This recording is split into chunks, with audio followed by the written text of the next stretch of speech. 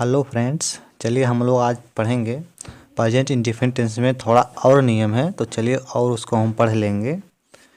तो देख लीजिए, इसमें नोट है। जब कभी कभी हिंदी वाक्य में क्रिया का अंतिम अक्षर ता ते ती रहता है और इसके साथ रहता है, रहती है, रहते हैं शब्द जुड़ा रहता है। जैसे आपने देखा था प्रेजेंट इंडेफिनिट टेंस में जो था वो केवल ता है, ते हैं, ती हैं, ताहू था, लेकिन इसके बाद भी रहता है, रहते हैं, रहती हैं शब्द जुड़ा रहता है। जैसे देख लीजिए, राम गीत गाता रहता है, तो यहाँ गाता का अंतिम अक्षर ता है, उसके बाद रहता है शब्द जुड़ा है। यहाँ देखिए नियम में, देखिए क्या कर रहा है, ता ते ती रहता है और इसके साथ रहता है, रहते हैं, रहती शब्द जुड़ा रहता है।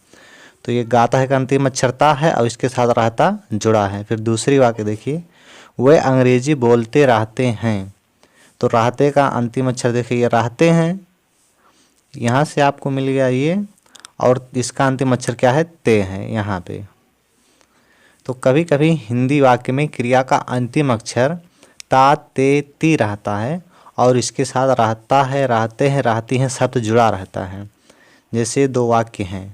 अब चलिए इसका हम नियम देखते हैं। ऐसी वाक्य जब आ जाएगी तब आप कैसे हम बात करेंगे इसका। तो उपरोक्त जैसी वाक्यों के जो दोनों वाक्य हैं, ऐसी वाक्य को भी प्रेजेंट इंडेफिनिट टेंस की वाक्य कहा जाता है। ऐसा वाक्य अगर आ गया तो भी प्रेजेंट इंडेफिनिट टेंस की ही वाक्य है, नहीं तो आप देखने में कंफ्यूज हो जाएं कि ये प्रेजेंट इंडेफिनिट टेंस नहीं है। तो ऐसी वाक्यों का अनुवाद करते समय सबसे पहले आपको सब्जेक्ट लिखना है, जैसे प्रेजेंट इंडेफिनिट टेंस में लिखते थे। उसके बाद अब यहाँ रहते के लिए आपको रिमेन या रिमेन्स या रिमेन का प्रयोग करना है। यहाँ रहने शब्द के लिए आपको रिमेन या रिमेन्स का प्रयोग करना है, प्लस अंतिम अक्षर ता ते ती वाली क्रिया का फर्स्ट फॉर्म। ये जो क्रिया लिखी है ता ते ती वाली, ये गाता या बोलता, ये जो क्रिया है ता ते ती वाली क्रिया का मतलब ये है, जैसे लिखी ता ते ती वाली क्रिया, तो ये जो यही लिखा है ये वाली, यही क्रिया, इस क्रिया का फर्स्ट फॉर्म प्लस आईएनजी, इस क्रिया का फर्स्ट फॉर्म लिखा जाएगा और उस क्रिया में आईएनजी जोड़ा जाएगा। उसके बाद प्लस ऑब्जेक्ट प्लस कॉम्प्लीमेंट लिखा जाता है।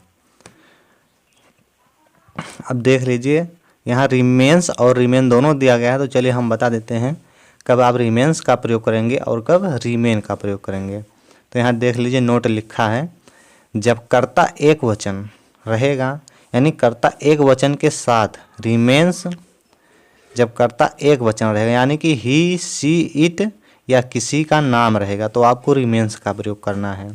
फिर से सुन लीजिए, ही सी इट या किसी का नाम, जैसे राम, श्याम, मोहन, गीता, ये सब रहेगा, तब भी आपको रिमेन्स ही लिखना है।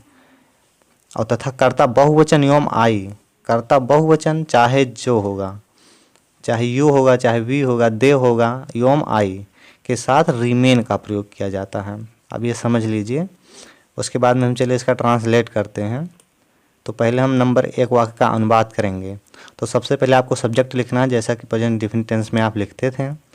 तो यहाँ भी लिखा गया, सबसे पहले आपको सब्जेक्ट लिखना है। तो सब्जेक्ट यहाँ क्या है, राम है, तो सबसे पहले आप राम लिखेंगे। अगर आप ना जान पाते हो कि वाक्य में सब्जेक्ट कौन है, तो यहाँ जो क्रिया है उसके पहले आप कौन शब्द का प्रयोग करके प्रश्न करेंगे, तो जो शब्द उत्तर में मिलेगा वही कर्ता होगा।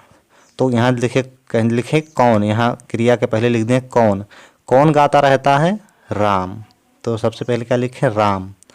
अब इसके बाद में देखिए यहाँ क्या रिमेन्स या रिमेन का प्रयोग करना है। हमने आपको पहले ही बता दिया यहाँ कि कर्ता एक वचन के साथ रिमेन्स, यानी कि ही सी इट या किसी का नाम रहेगा। जैसे देखिए यहाँ राम आ गया, तो इसीलिए यहाँ रिमेन्स का प्रयोग हुआ।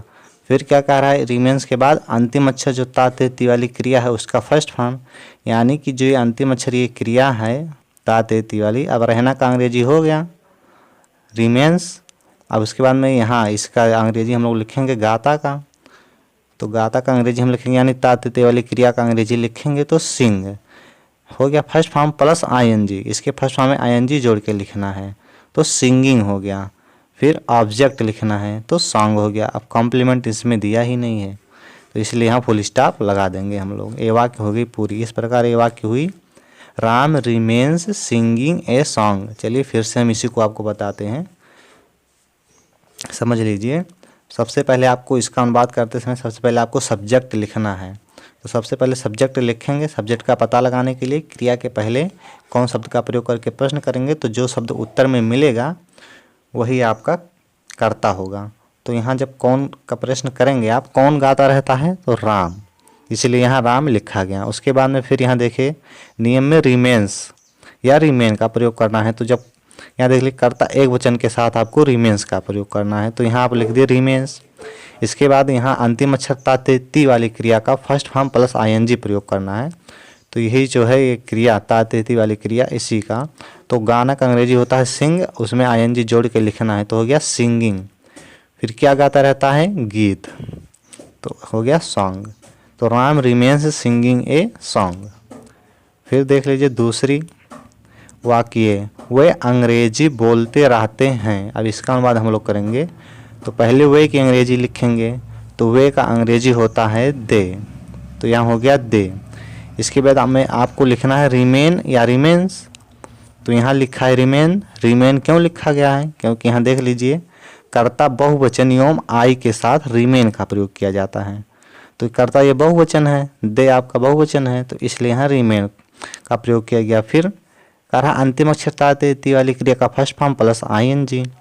तो यहाँ देखिए बोलते, ये जो रिमेन है आपका या रिमेन्स, ये रहते हैं का संदर्भ दे रहा है, रहते हैं के संदर्भ में प्रयोग किया जाता है ये। तब ये हो गया। अब इसके बाद में बच्चा बोलते हैं, तो यही है क्रिया आपका, मुख्य वर्ब यही है।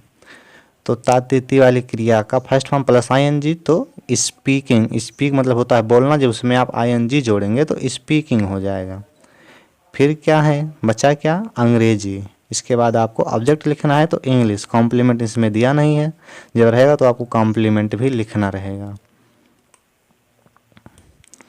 अब देख लीजिए नोट यहाँ, रिमेन, रिमेन्स और रिमेंड के बाद जो भी क्रिया लिखी जाती है उसके फर्स्ट फॉर्म में आईएनजी जोड़कर हमेशा लिखा जाता है। ये आप जान लीजिए, कंपटीशन में भी आता है या करेक्ट करने के लिए आता है। ऐसे रिमेन लिखा रहेगा, उसके बाद में फर्स्ट फॉर्म की क्रिया दे देगा, तो आपको वहाँ देखना पड़ेगा कि क्या लिखा है। तो अगर रिमेन, रिमेन्स या रिमेंड लिखा है तो इसके बाद आपको क्रिया कॉन्टिन्यूअस फॉर्म में ही लिखना है।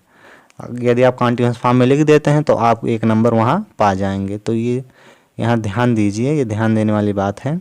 रिमेन, रिमेन्स और रिमेंड के बाद जो भी क्रिया लिखी जाती है उसके फर्स्ट फॉर्म में आईएनजी जोड़कर हमेशा लिखा जाता है, कभी कभी नहीं, हमेशा लिखा जाता है।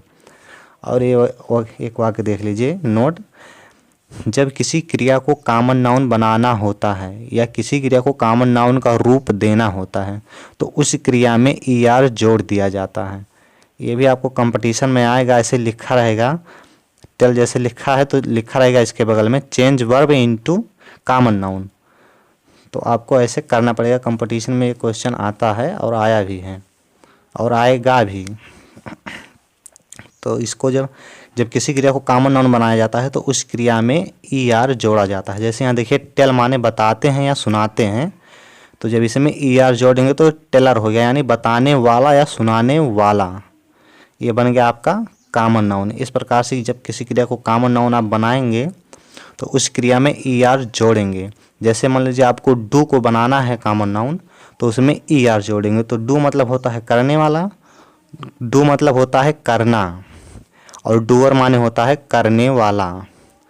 ऐसे और क्रिया है राइट, जैसे आप लिखते हो राइट माने होता है लिखना, लेकिन जब उसे में ईआर जोड़ देते हो तो क्या हो जाता है राइटर, यानी लेखक या लिखने वाला। ऐसे इसी तरह से जब आप किसी क्रिया को कॉमन नाउन का रूप देंगे तो उसमें ईआर जोड़ देंगे।